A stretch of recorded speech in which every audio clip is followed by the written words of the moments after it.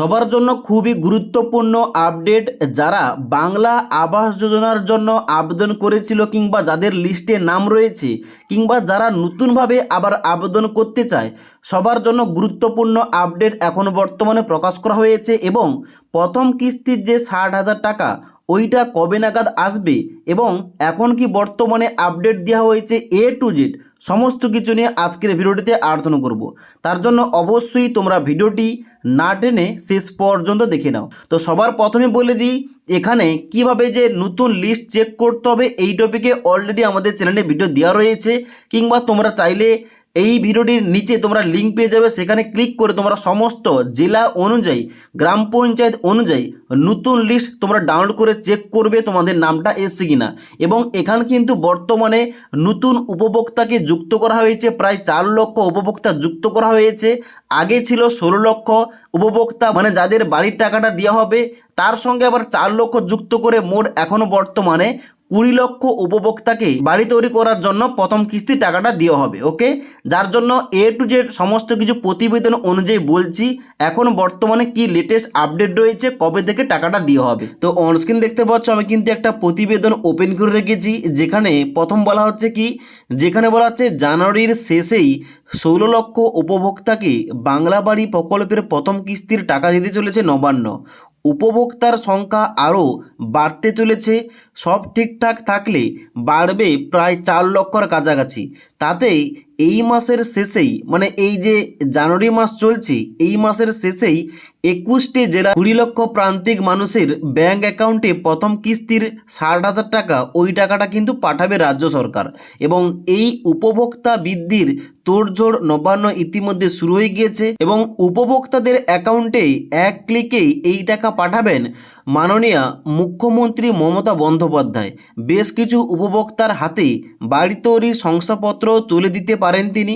এবং এখানে এই প্রসঙ্গে আরও বলা হচ্ছে, প্রধানমন্ত্রী আবাস যোজনার টাকা কেন্দ্র দেয়নি, তাতে বাংলার প্রান্তিক গরিব মানুষের পাকা বাড়ির স্বপ্ন অধরির থেকে গিয়েছিল এবং যার জন্য স্বপ্ন পূরণের লক্ষ্যে বাংলা বাড়ির প্রকল্প চালু করেন মমতা বন্দ্যোপাধ্যায়।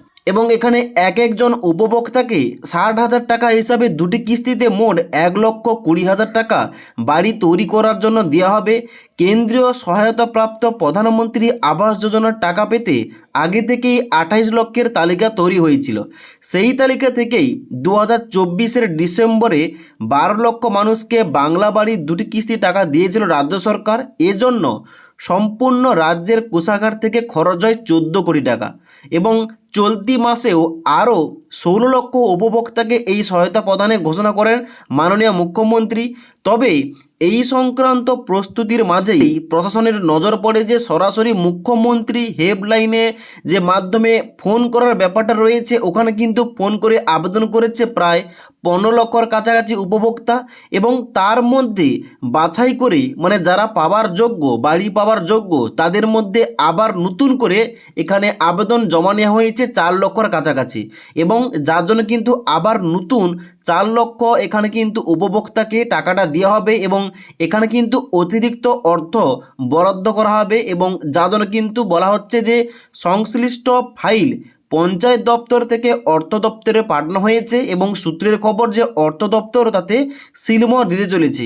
এবং যাদের কিন্তু টাকাটা পাবার জন্য এখানে লেটটা হচ্ছে এবং এমনটাই জানানো হচ্ছে এই 4 লক্ষ উপভোক্তা বাড়ার কারণে এখানে কিন্তু এই যে জানুয়ারি মাস চলছে, এই মাসের শেষের দিকে এই টাকাটা, মানে প্রথম কিস্তির যে 60,000 টাকাটা, ওই টাকাটা উপভোক্তার ব্যাঙ্ক অ্যাকাউন্টে পাঠানো হবে। ওকে, তো এখানে আশা করি তোমাদের সমস্ত কিছু বুঝতে পারলাম যে এখানে কি কারণে লেট হচ্ছে এবং কতজন উপভোক্তা এখানে বেড়েছে। এবার যারা নতুনভাবে আবেদন করতে চায় এই বাড়ি তৈরি করার জন্য অবশ্যই আবেদন করতে পারে। তার জন্য কি করতে হবে, অন স্ক্রিন দেখতে পাচ্ছি যে নাম্বারটা দেওয়া রয়েছে, সরাসরি মুখ্যমন্ত্রীকে যে হেল্পলাইন নাম্বারটা, ওই নাম্বারে কল করে কিন্তু তারা বাড়ি তৈরি করার জন্য জানাতে পারে কিংবা আবেদন করতে পারে। আশা করি তোমাদের সমস্ত কিছু আপডেট দিতে পারলাম। কবে বাড়ি তৈরি করার টাকাটা, যাদের লিস্টে নাম রয়েছে তাদের টাকাটা কবে নাগাদ আসবে এবং যারা নতুনভাবে আবেদন করতে চায় তারা কীভাবে আবেদন করবে, এখন বর্তমানে বাংলা বাড়ি আবাস যোজনার কি আপডেট রয়েছে সমস্ত কিছু বলে দিলাম। যদি আজকের এই ভিডিওটির আপডেট ভালো লেগে থাকে একটি লাইক করবে এবং বন্ধুদের অবশ্যই ভিডিওটি শেয়ার করে দেবে।